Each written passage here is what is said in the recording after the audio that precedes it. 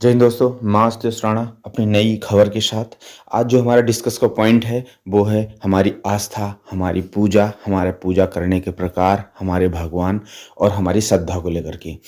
तो आइए आज कुछ बातों को लेकर के जरा विश्लेषण करते हैं कि हमारे पूजा का, हमारे श्रद्धा का, हमारे आस्था का व्यवहार या तरीका क्या रह गया है और आज का हमारा समाज उसको अपने अपने हिसाब से कैसे कर रहा है और उसके कुप्रभाव क्या हैं। तो लीजिए स्टार्ट करते हैं। आप जैसा जानते हैं हमारा देश आस्था प्रधान देश है। हमारे देश में पूजा पाठ को बहुत ज़्यादा महत्व दिया जाता है और है भी, आस्था में भरोसा है और आस्था है। ये चीज़ आप भी जानते हैं और हम भी जानते हैं। विज्ञान और टेक्नोलॉजी किसी हद के बाद खुद कहती कोई ऐसी शक्ति है जो इस पृथ्वी को, इस मनुष्य को या इस पूरे उसको एक शक्ति चला रही है और वो शक्ति ही भगवान है, ईश्वर है, जिसे हमें मानना चाहिए और हम मानते भी हैं। हम ईश्वर के सहारे ही जहाँ पे मत्था टेकने से हमें हमारी परेशानियों से छुट्टी मिलती है, मन को शांति मिलती है, मन को दिलासा होती है और सच्चे मन से अगर पुकारा जाए ईश्वर इस चीज़ को पूरा भी करते हैं। हमारे बहुत सारे वेद पुराण ग्रंथ इन्हीं ईश्वर की जन्म कथाओं से बने हुए हैं और वो सच भी है और हर किसी को मानना चाहिए, अपने ईश्वर पे, अपने धर्म पे, अपने उस पे भरोसा भी करना चाहिए। लेकिन आज का जो समय है वो हर कोई इंसान अपने जाति, धर्म, अपने कर्म, अपने स्थान के हिसाब से ईश्वर की पूजा पाठ में और ईश्वर में बंटवारा कर लिया है। तो वो किस हद तक सही है, इस चीज़ को लेकर के बहुत सारे आज समाज में बहुत सारे ऐसे लोग हैं, बहुत सारे साधु संत हैं जो इसको प्रचार प्रसार को लेकर के अपने माध्यम से या किसी मंचन के द्वारा या टीवी या सोशल मीडिया के द्वारा लोगों को जागरूक कर रहे हैं और लोग उनको सुन करके अपने धर्म, अपने ग्रंथ, अपने वेद के बारे में जान रहे हैं और उस पे आगे बढ़ रहे हैं, अपने बच्चों को, अपने परिवार को आगे ला रहे हैं। लेकिन हम इस चीज़ को नकार नहीं सकते कि इन्हीं बीच में से बहुत सारे ऐसे लोग हैं जो हमारे धर्म, हमारे आस्था के साथ खिलवाड़ कर रहे हैं। वो हमें हमारी जाति के साथ, हमारे भगवानों में बंटवारा करके, हमारे ईश्वर में, हमारी आस्था में बंटवारा करके और खुद अपने एक आय का जरिया बना लिए हैं और बहुत सारा गिरोह ऐसा हमारे समाज के बीच में कार्य कर रहा है और उसमें हमारे परिवार के लोग, हमारी माताएं, बहनें सब उसमें फंसती हुई चली जा रही हैं।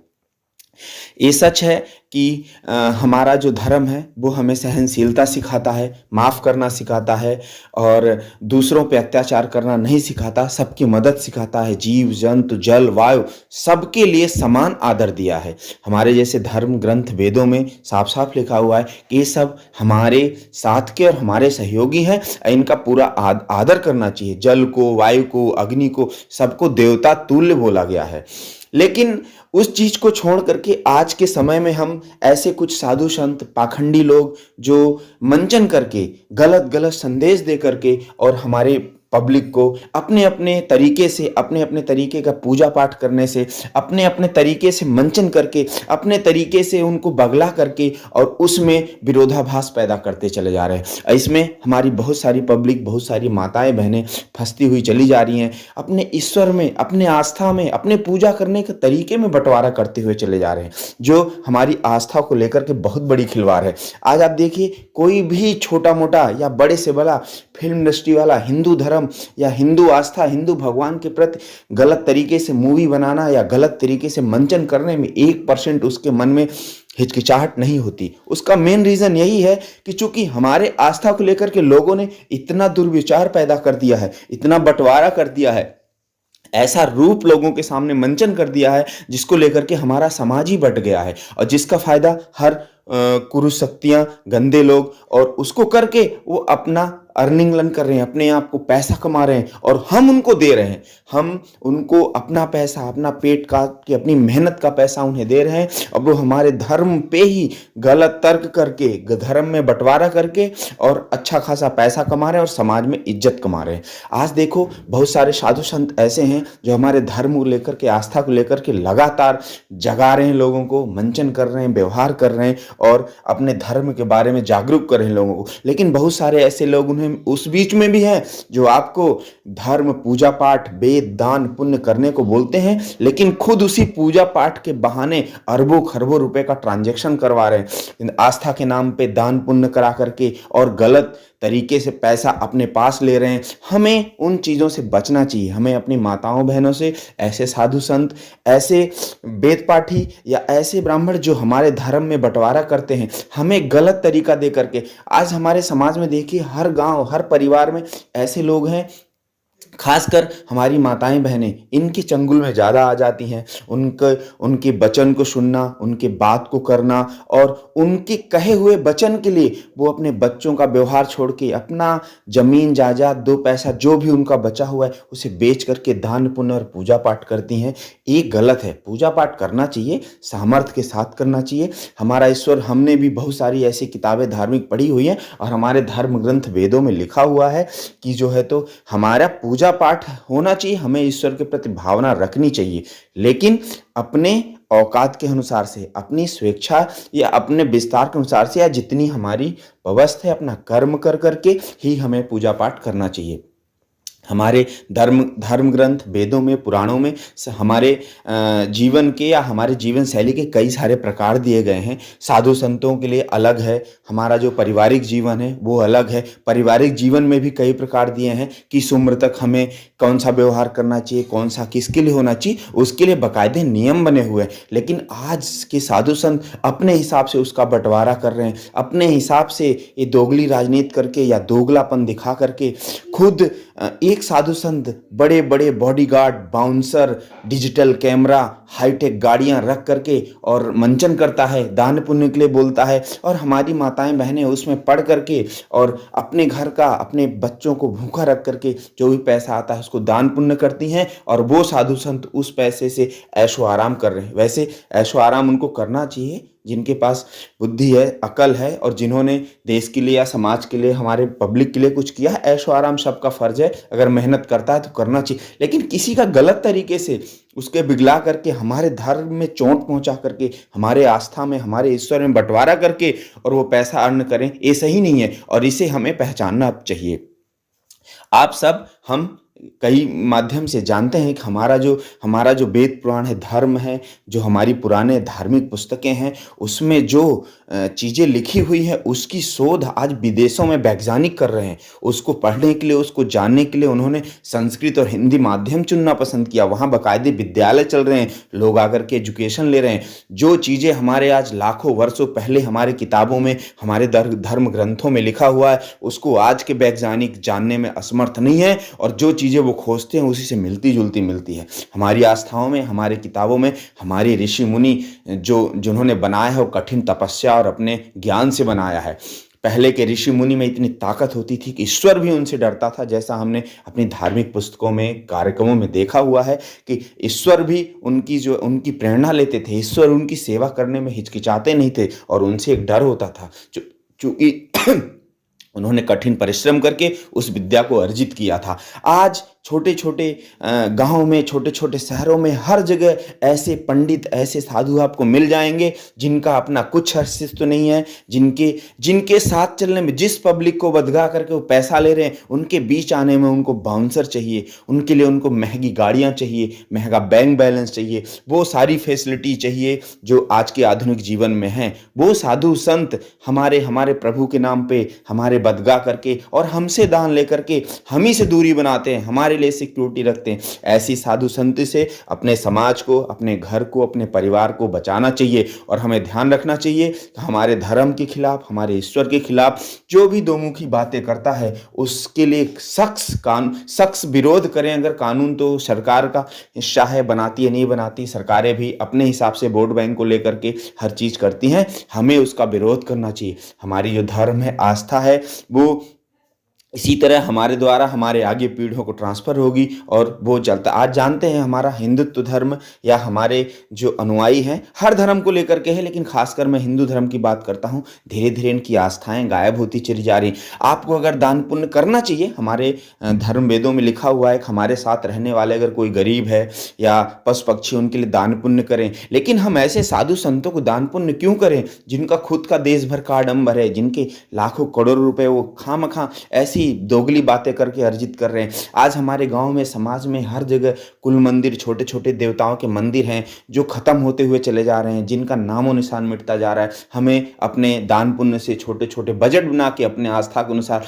उनको पुनर्जीवित करना चाहिए, उन आस्थाओं को चलाना चाहिए, ना कि ऐसे साधु संत जो खुद दोगले व्यवहार में फंसे हुए हैं, जिनका महंगी गाड़ियों का शौक है, जिनके पास बाउंसर रखने का शौक है, जो हमारे ईश्वर के प्रति कटाक्ष करके हमें उनसे समझना चाहिए, उनसे जानना चाहिए। जो चलते हैं तो डिजिटल कैमरों की फौज चलती है, जिनका काम ही एडवर्टाइजमेंट करना है, पब्लिक को बदगाना है, और उसमें सबसे अधिक हमारी माताएं और बहनें फंस रही हैं। हमारी माताएं बहनें सुबह से शाम तक अपने परिवार की चिंता किए बगैर, हमारा बच्चा स्कूल से आया, बच्ची स्कूल से आई, बच्चा कहाँ है, बच्ची का, इन सब चीज़ों से बेफिक्र चौबीसों घंटे टीवी में, मोबाइल में ऐसे साधु संत को सुनती रहती हैं जो हमें बदगा करके और मोटा मुनाफा अर्न कर रहे हैं, जिनके पास डिजिटल कैमरों की फौज चलती है एडवर्टाइजमेंट लेकर के, जिनका खुद ईश्वर का कोई ज्ञान नहीं है। वो दूसरे को आस्था में भड़ा करके, धर्म के नाम पे डरा करके, पारिवारिक दोष दिखा करके और हमसे हमारी जमा पूंजी लेते हुए चले जा रहे हैं, और खुद हमारे धर्म के खिलाफ विरोधाभास पैदा करते हैं, हमारे भगवानों में, हमारे आस्थाओं में बंटवारा करते हैं। तो हमें इस चीज़ को समझना पड़ेगा, हमें उस साधु संत को समझना पड़ेगा, कौन हमारे हित की बात करता है, कौन हमारे धर्म की बात करता है। साधु संत हमारे समाज में हमेशा पूजनीय हैं। उन्होंने हमारे वेद, हमारे पुराण, हमारी संस्कृति के लिए बड़ी बड़ी कुर्बानियाँ दी हैं। उन्होंने जो भी वेद पुराण आज बनाए हैं, सब उनकी महंताकांक्षा, उनकी कठिन तपस्या का परिणाम है। हमें उनकी इज्जत देनी चाहिए, लेकिन हमें आज के समय में पहचानना चाहिए कौन सा साधु संत, कौन सा पाखंडी। ये सब चीज़ को हमें पहचान करके अपने घर में, अपने परिवार में, अपने माताओं बहनों को इस चीज़ के बारे में जागृत करना चाहिए। हमें खुद जागना चाहिए। आज देखिए, भगवानों में बंटवारा करके, लोगों को दुष्प्रचार करके कैसे कैसे लोग समाज में आ रहे हैं। इसका सीधा सा एग्जाम्पल उत्तर प्रदेश हाथरस की घटना है, जहाँ पे लोग किसी चीज़ में, आस्था में बगैर विश्वास आंख मूंद करके पब्लिक ऐसे किसी के पीछे पड़ती है जिसमें लाखों लोगों की जान चली जाती है। अगर कोई ईश्वर होता, कोई साधु संत, कोई भगवान या कोई दिव्य आत्मा कभी भी अपने आप को एडवर्टाइजमेंट पे नहीं लाता। आप देखिए, अब हमारे प्रयागराज में महाकुंभ लगने वाला है। अगर आप वहाँ जाएंगे, देखेंगे, आपको ऐसे ऐसे साधु मिलेंगे जिनको तपस्या और भगवान से फुर्सत ही नहीं है। अपने शरीर को कठिन कष्ट दे करके, कठिन तपस्या करके अपने आप को ढाला है। उनको एडवर्टाइजमेंट से, दुनिया से, डिजिटल कैमरों से, सोशल मीडिया से कोई लेना देना नहीं है। वो हैं, उनकी आस्था पे आज हमारा देश टिका हुआ है, और हमें उनकी इज्जत करनी चाहिए, अपने समाज में उनकी जगह देनी चाहिए। लेकिन उनके रूप में जो बहरूपियों बैठे हुए हैं, उन्हें भी हमें जानना चाहिए। जो सोशल मीडिया, डिजिटल कैमरा, इन सब चीज़ों का एडवर्टाइजमेंट करना, हमारे धर्म को बांट करके, हमारे बीच में फूट डाल करके, और हमारे 2 पैसे की कमाई दान के नाम पे ले करके और गलत तरीके से उसका उपयोग कर रहे हैं।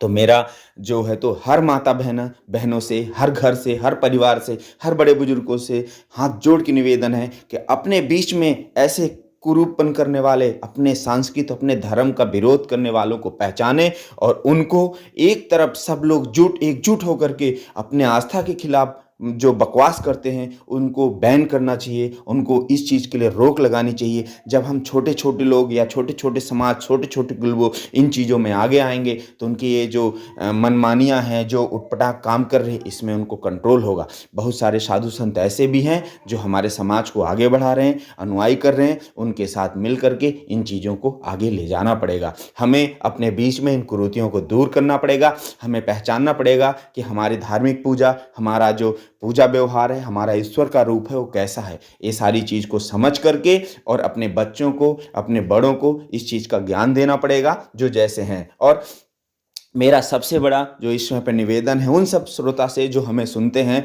जो हमें फॉलो करते हैं, कि हमारे गांव में, शहर में, हर गली, हर चौराहे में छोटे छोटे आस्था के मंदिर हैं जो हमारे पूर्वजों ने, हमारे दादाओं ने, पिता माता ने बना रखे हैं। वो धीरे धीरे ख़त्म होते चले जा रहे हैं। आज सोशल मीडिया में हर कोई भगवान की पूजा कर लेता है और ऐसे ऐसे पाखंडियों को सुन करके अपने आप को धर्मात्मा मानता है। हमें उन मंदिर के प्रस्थान, उन मंदिर को दोबारा सुनियोजित करके उनको जीवित करना चाहिए। ऐसे जहाँ छोटे छोटे भगवान हैं, हमारी पूरी आस्थाएं हैं, उसके साथ बड़े बड़े हमारे तीर्थ स्थान हैं, वहाँ भी जाना चाहिए, वहाँ भी घूमना चाहिए। लेकिन इन सब पाखंडियों को जो आजकल दुर्व्यवहार करके हमारे धर्म को बाँट करके हमारे बीच में फूट डाल रहे हैं, इनका कड़ा विरोध जताते हुए इनको इनको जहाँ जिस जिनका लेवल है उसी तक छोड़ना चाहिए। हमारे हमारे समाज में साधु संत की एक उच्च दर्जा दिया गया है, उसे हमें इज्जत करना चाहिए, लेकिन साथ ही साथ हमें ये भी पहचानना पड़ेगा कौन सा साधु संत हमारे धर्म के को लेकर के सही ज्ञान हमें दे रहा है और कौन हमें फूट डाल करके हमें बदगा रहा है। आगे किसी नई न्यूज़ के साथ दोबारा आपके सामने पेश होते हैं। मेरा सबसे बड़ा खास निवेदन, मेरा यहाँ किसी का विरोध नहीं है, मेरा जो मेन बात है कि हमें अपने साधु संत, अपने धर्म को जानना चाहिए। हमें जानना चाहिए कौन हमारे धर्म को बोल रहा है और कौन हमारे धर्म में कुप्रचार कर रहा है। आगे किसी नए वीडियो के साथ दोबारा फिर हाजिर होते हैं, तब तक के लिए जय हिंद, धन्यवाद।